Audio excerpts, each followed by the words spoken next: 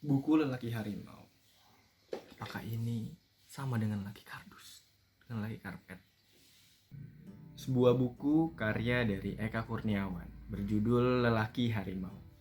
Jadi di buku ini pertama-tama dibuka dengan sebuah penggambaran desa yang tenang. Seperti pada biasanya desa-desa, dan yang uniknya adalah penggambaran desanya secara detail segala macam, dan suasananya benar-benar desa dengan bahasa-bahasa dari si Eka Kurniawan yang unik ini.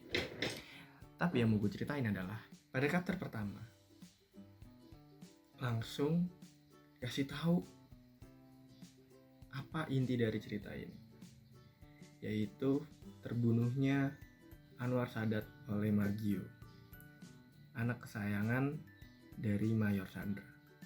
Kenapa dia jadi kesayangan? Karena dia adalah pemburu babi yang benar-benar ahli dalam membunuh babi dan juga menggiring babi. Jadi si mayat Anwar Sadat tiba-tiba ditemukan oleh Mas Soma, yaitu orang yang sering membersihkan halaman musola dari pekarangan musola. Ya itu. Jadi di mana di buku ini gue tuh ngerasa kalau misalnya ngapain gue baca buku ini kalau misalnya endingnya aja gue udah tahu, ya kan? Dan di awal-awal buku ini gue baca tuh bener-bener bosan banget, dan pada akhirnya gue tuh sempat berhenti berapa kali. Sebenarnya gue udah baca buku ini sekitar mungkin 3 bulan yang lalu, tapi gue nggak selesain karena gue pikir ini tuh bener-bener bosenin banget dan nggak menarik gitu. Tapi hal yang ngebuat gue tetap nyelesain buku ini adalah salah satu kakak tingkat gue bilang kalau misalnya buku ini tuh bagus banget dan dia menyarankan gue. Jadi karena gue juga penasaran kenapa orang yang bergerak di bidang sastra bilang bagus banget, ya udah gue coba aja baca terus, dan boom, lu tahu ketika gue baca hal itu, it's crazy man, gimana buku itu bisa di tengah-tengah ngubah persepsi gue yang awalnya gue ngira kalau buku itu ngebosenin dan segala macem. Tiba-tiba buku itu kayak seakan menampar gue dan bilang nih gue kasih mahakarya gue, anjay ya. Jadi buku ini tuh awalnya kan gue mikir dong, ngapain gue baca buku yang udah gue tahu endingnya, dan ya buat apa gitu loh.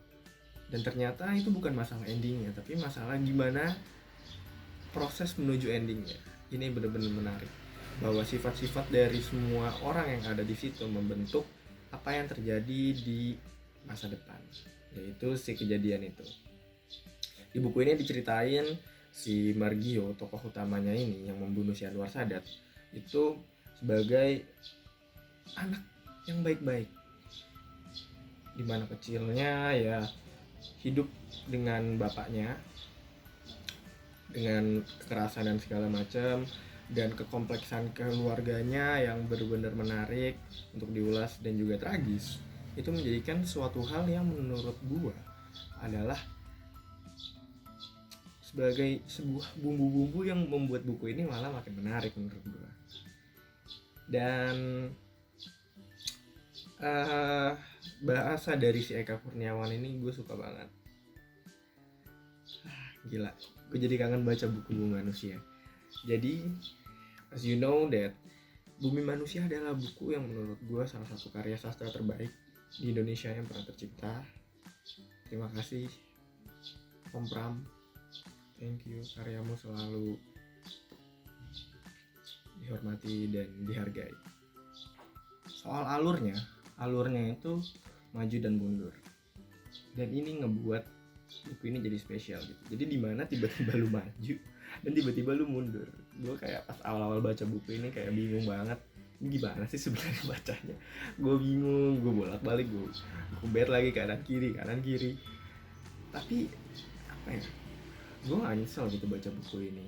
Dimana gue ngerasa kalau misalnya gue baca buku ini itu bener-bener ngebawa gue ke dunia si desanya Margio dan otak-otaknya Margio dan segala macam.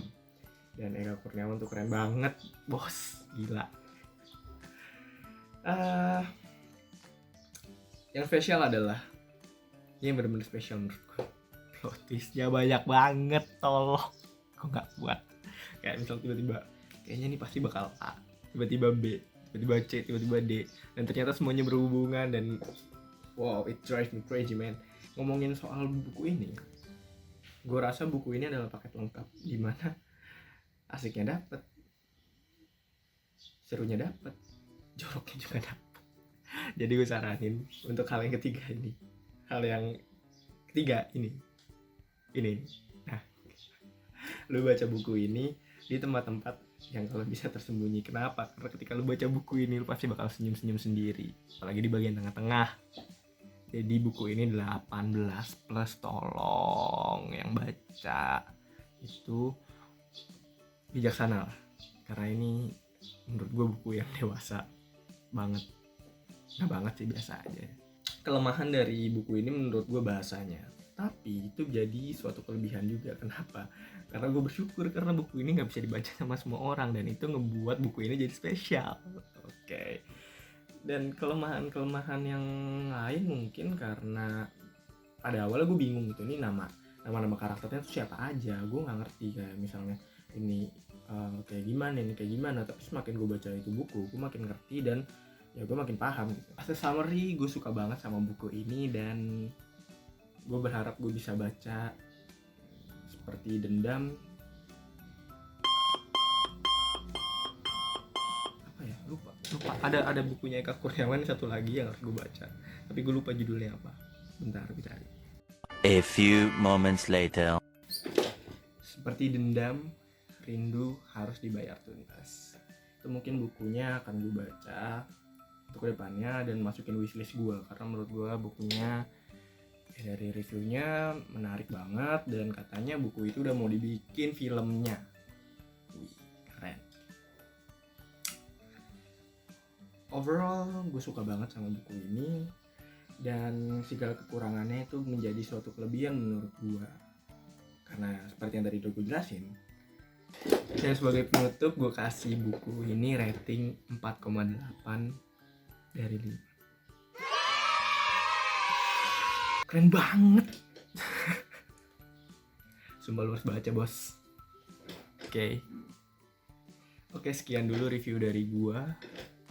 Lebih kurangnya mohon maaf kalau misalnya lu suka dengan review buku ini. Komen kalau misalnya lu gak suka, lu jelasin kenapa. Kalau lu suka, lu like. Kalau lu gak suka, dislike. Kalau lu mau lihat gue aktif terus, ya bantu subscribe. Tapi ya terserah lu, gue gak peduli. Thank you and see you.